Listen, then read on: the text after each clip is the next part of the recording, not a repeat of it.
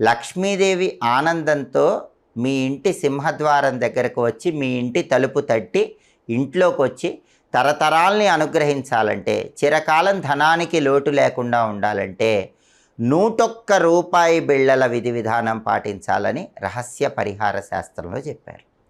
ఈ 101 రూపాయి బిళ్ళల విధి విధానం ఏంటంటే, ఎప్పుడైనా శుక్రవారం రోజు మీ ఇంట్లో పూజా మందిరంలో లక్ష్మీదేవి చిత్రపటం ముందు ఒక రాగి పళ్ళెం కానీ ఇత్తడి పళ్ళెం కానీ పెద్దది ఉంచి దానిలో 101 రూపాయి బిళ్ళలు ఉంచండి.